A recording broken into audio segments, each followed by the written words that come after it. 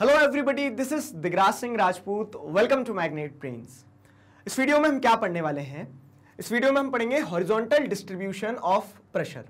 Try to understand the heading horizontal distribution of pressure. हमने पिछले video में क्या पढ़ा था कि वर्टिकली जैसे जैसे हम ऊपर जाएंगे ना वैसे वैसे वेरिएशन आएगा प्रेशर में। ठीक है, आप सरफेस पे खड़े हो और आप यहाँ माउंटेन पे खड़े हो, तो आप जब जमीन से 9 किलोमीटर ऊपर चले जाओगे तो वहां जो एटमॉस्फेरिक प्रेशर होगा और यहाँ जो एटमॉस्फेरिक प्रेशर होगा उसमें डिफरेंस होगा। वेल एंड गुड, ठीक है, यहां तक तो चीजें समझ में आ गई। अब आगे कहानी क्या है? आगे कहानी ये कि हॉरिजॉन्टली भी प्रेशर में वेरिएशंस होते हैं। हॉरिजॉन्टली भी प्रेशर कंडीशंस अलग अलग होती है, कहीं पे हाई प्रेशर होता है, कहीं पे लो प्रेशर होता है, और उस कहानी को हम इस वीडियो में पढ़ने वाले हैं, समझने वाले हैं। ठीक है, तो देखो ये जो चैप्टर है ना आपका एटमॉस्फेरिक सर्कुलेशन, तो एट टाइम्स लोगों को इसलिए भी समझ में नहीं आता किधर से कौन सी हवा कहां निकल गई। तो आपको इतना जरूर एक बेसिक चीज समझना है सबसे पहले कि प्रेशर जो होगा वो इन्फ्लुएंस करेगा कि विंड किधर से किधर चलेगी, हाई प्रेशर से लो प्रेशर चलेगी। और वो जो विंड चलेगी ना, ठंडी चल रही है, गर्म चल रही है, वो बताएगी कि कहां पे कैसा मौसम होना है। हम देखते हैं अधिकतर क्या होता है, शाम में मौसम बिगड़ता है। क्यों? क्योंकि दिन में पूरा क्या रहता है, लो प्रेशर रहता है, रात होते होते वो हाई प्रेशर में कन्वर्ट होता है, और फिर उस तरह से क्या होता है, दिन में जो इवापोरेशन हुआ, दिन में जो एयर मासेस ऊपर उठी थी, वो गर्म एयर मासेस फिर इधर उधर भागने लगती है। तो कहीं ना कहीं वो जो प्रेशर सिस्टम है जो कि किससे इन्फ्लुएंस होता है, जो कि एलिवेशन से होता है, ठीक है, जो कि सोलर इंसुलेशन से होता है, तो वो प्रेशर सिस्टम क्या करता है, विंड को इन्फ्लुएंस करता है, विंड क्लाइमेट को करती है, वेदर को करती है। तो सारी कहानी जो है एक साथ क्या है, जुड़ी हुई है, इंटरलिंक्ड है। एक कंसेप्ट समझ नहीं आएगा दूसरा नहीं आएगा, तो उसके लिए सब अच्छे से समझते चलना। अब हॉरिजॉन्टल डिस्ट्रीब्यूशन ऑफ प्रेशर ये जो टॉपिक है ना, इस टॉपिक में क्या बताया गया है कि small differences in pressure are highly significant in terms of the wind direction and velocity. ठीक है, जो अभी बताया मैंने आपको क्या कि अगर स्मॉल डिफरेंसेस भी होते हैं, ठीक है, स्मॉल डिफरेंसेस भी होते हैं, तो स्मॉल डिफरेंसेस भी क्या करते हैं, जैसे आप देखोगे यहां पे कितना मिलीबार में प्रेशर है, एटमॉस्फेरिक प्रेशर 1020, यहां पे कितना है 1018। देख लो, जैसे ये वाला जो कह सकते हैं बार दिखा रहा है आपको, ठीक है, ये वाला जो आपको मिलीबार दिख रहा है, यार जो एक्सिस दिख रही है,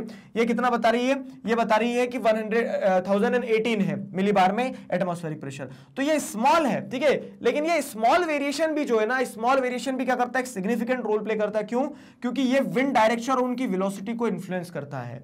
विंड डायरेक्शन और वेलोसिटी को कैसे? तो विंड हाई प्रेशर से लो प्रेशर चलेगी, और अगर डिफरेंस ज्यादा हो रहा है तो क्या होगा कि ज्यादा हाई प्रेशर है, ज्यादा लो प्रेशर है, तो ज्यादा तेज विंड चलेंगी। ठीक है, तो उस तरह से प्रेशर डिफरेंसेस क्या करते हैं, वर्टिकल जो डिस्ट्रीब्यूशन रहता है ना प्रेशर का, वो विंड को इन्फ्लुएंस करता है। तो horizontal distribution of pressure is studied by drawing isobar at constant levels. ठीक है, अब आपने ऐसे ही कुछ चित्र जो है, ठीक है, बचपन में हम यूं ही बना देते, जब एबीसीडी लिखना नहीं आता तो मम्मी पेंसिल पकड़ा देती, घुमा देते थे कुछ भी, लेकिन जब आप बड़े हो जाओगे, जियोग्राफर बन जाओगे, तो तब इसकी बहुत सिग्निफिकेंस रहेगी। ठीक है, मतलब ये इस तरह के जो बार्स आपको देखने को मिलते हैं ना, ठीक है, जैसे हम यहाँ पे आपने पिछले चैप्टर में थर्म्स देखे थे, आइसोथर्म्स जो होते थे, ठीक है, तो ये जो आपने एक्सिस सारे देखने को मिल रहे हैं, तो आइसोथर्म्स, थर्म लग गया मतलब वो टेम्परेचर को दिखा रहा है, आइसोबार्स लग गया, बार जो होता है तो वो यूनिट होता है प्रेशर को मेजर करने का। ठीक है, तो आइसोबार्स जो है वो क्या दर्शाते हैं, जिस तरह से आइसोथर्म, एक आइसोथर्म क्या दर्शाता है कि हाँ same amount of solar insulation या फिर same amount of temperature is at the places where from where the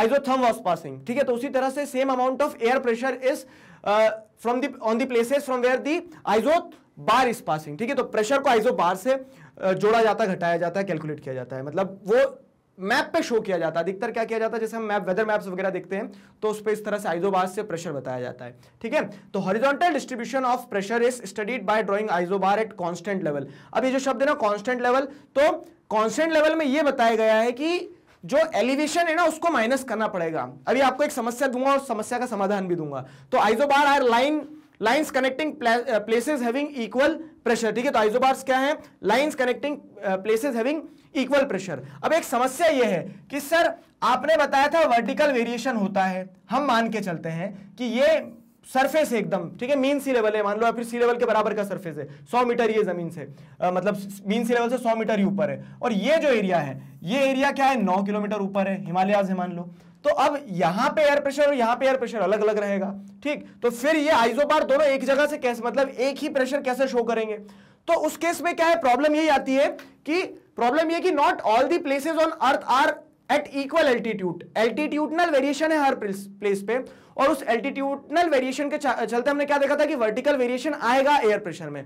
तो उस चीज को नलीफाई करने के लिए, ठीक है, ये जो वेरिएशन है ना और हर जगह पे अलग अलग वेरिएशन, तो वेरिएशन को खत्म करने के लिए क्या होता है, so in order to eliminate the effect of altitude on pressure, ठीक है, in order to eliminate the effect of altitude on pressure, मतलब इफेक्ट ऑफ एल्टीट्यूड क्या है कि कहीं ज्यादा है कहीं कम है, ठीक है, तो उस हिसाब से फिर तो आप जो आइसोबार ड्रॉ करोगे तो वो भी एक्यूरेट नहीं रहेंगे। तो आइसोबार्स को एक्यूरेटली जो ड्रॉ किया जाता है उसके लिए क्या किया जाता है कि एल्टीट्यूड का ये जो कह सकते हैं कि एल्टीट्यूड का जो इफेक्ट है, ठीक है, उसे एलिमिनेट करने के लिए it is measured at any station after being reduced to sea level. तो अगर आप इस प्लेस का भी क्या करेंगे, एटमॉस्फेरिक प्रेशर देखेंगे ना, तो आप यहां का नहीं देखेंगे, उसको कहां लाएंगे, सी लेवल पे लाएंगे। मतलब फिर आप वो कैलकुलेट कर लेंगे, ठीक है, ये कैलकुलेशन का काम रहता है कि हाँ इस पॉइंट पे इतना है तो इतने मीटर नीचे और आएंगे तो यहाँ पे कितना होना चाहिए एटमॉस्फेरिक प्रेशर, और कैलकुलेट करके ये जो एल्टीट्यूड के कारण वेरिएशन आते हैं ना, उन वेरिएशन को खत्म करने के लिए, ठीक है, उस एल्टीट्यूड के डिफरेंस को एलिमिनेट करने के लिए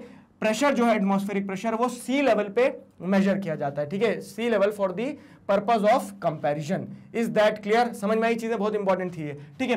लो pressure system is enclosed by one or more isobars with lowest pressure in the centre. अब जैसे अगर आप इस डायग्राम को देखोगे तो आपको क्या समझ में आएगा, जैसे ये लो प्रेशर का मान लो आइसोबार्स है, तो लो प्रेशर के एरिया क्या क्या दर्शाते हैं कि हाँ ये लो प्रेशर है, ठीक है, ये लो प्रेशर है, और हाईएस्ट लो प्रेशर कहां रहेगा, ठीक है, या फिर मतलब कहेंगे कि सबसे कम लो प्रेशर कहां रहेगा, लोएस्ट लो प्रेशर कहां रहेगा, तो जो आइसोबार सेंटर में रहेगा। और same is the case for high pressure also, ठीक है, तो अलग अलग जो आइसोबार्स रहेंगे हाई प्रेशर को दर्शाएंगे, और जो कह सकते हैं हाई प्रेशर जो मैक्सिमम रहेगा वो कहां पे रहेगा, जो आइसोबार सेंटर में एनक्लोज्ड है उसके अंदर क्या रहेगा, हाईएस्ट रहेगा, ठीक। तो इस तरह से ये जो सर्कल बना रहे हैं ना, सर्कल जैसे जैसे बाहर होते जाओगे तो अमाउंट क्या होते चले जाएगा, अमाउंट एक तरह से बढ़ता चले जाएगा। लो प्रेशर की बात करेंगे तो लो प्रेशर दूर होता कम होता चले जाएगा, हाई प्रेशर बढ़ता चले जाएगा, ठीक है, वही चीज बताई गई यहाँ पे कि low pressure system is enclosed by one or more isobar with the lowest pressure in the centre, ठीक है, तो ऐसे आइसोबार से अगर तो लोवेस्ट प्रेशर कहां रहेगा, सेंटर में।